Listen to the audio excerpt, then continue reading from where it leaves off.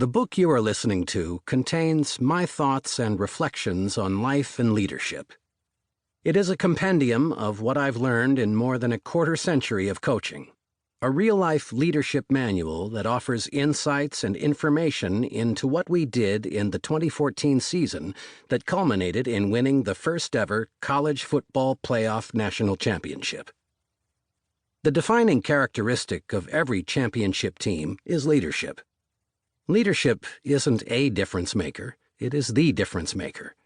Talent will get you about 7 or 8 wins.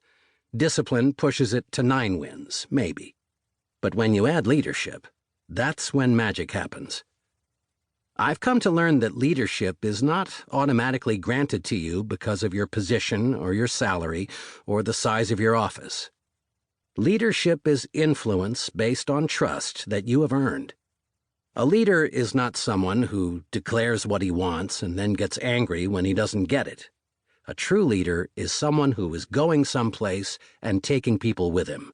A catalyst for elite performance who enables people to achieve things they wouldn't achieve on their own. A leader is someone who earns trust, sets a clear standard, and then equips and inspires people to meet that standard. I've learned that talent cannot replace leadership. There is a long line of teams full of talented players and coaches who fail to produce results equal to their talent. Leaders take teams beyond talent to a place they likely thought was unreachable. It doesn't happen by accident. It happens because coaches and players are willing to respond to the everyday challenge of leadership. Nothing can stop the team that harnesses the power of leadership. Nothing can help the team that doesn't.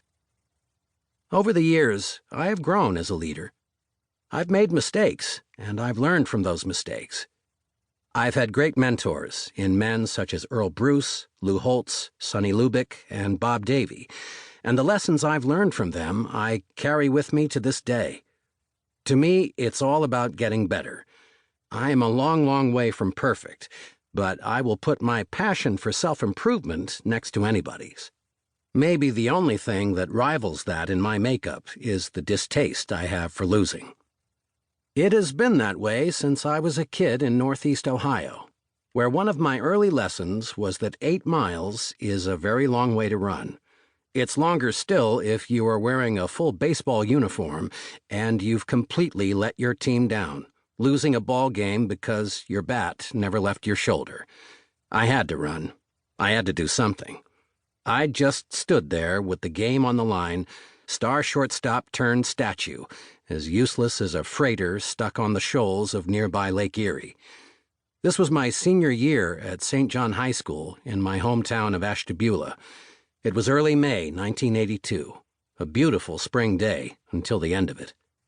I was about to get drafted by the Atlanta Braves, sign for a whopping $13,000 bonus, and go off to play a couple of forgettable years of professional baseball. But for the moment, I was still a St. John Herald, with the tying and winning runs on base in a 1-run game against our arch-rival, Harbor High School. I love rivalry games. I loved them then and might love them even more now. No regular season game on the Ohio State football schedule is bigger than when we play that team up north. It begins with M, but Woody Hayes taught us never to say the name around Columbus. The Harbor pitcher was a kid named John Light. He was good. He threw hard and had a great knuckleball. There were 2 outs in the bottom of the 7th inning. It was all on me, just the way I liked it. I got behind in the count, and on a 2-2 pitch, I knew that John Light was coming with a knuckleball or curve. He'd never come right at me, not in this spot. Except this time, he did, a fastball down the middle, belt high, over the heart of the plate. It might as well have had a little sign on it that said, "Crush me." No kidding, it was that fat. But I never budged. I just froze. The ump rang me up, and the pitch was so perfect I couldn't even turn around and say, "Are you kidding me?" The ump would have told me to shut up and try swinging next time.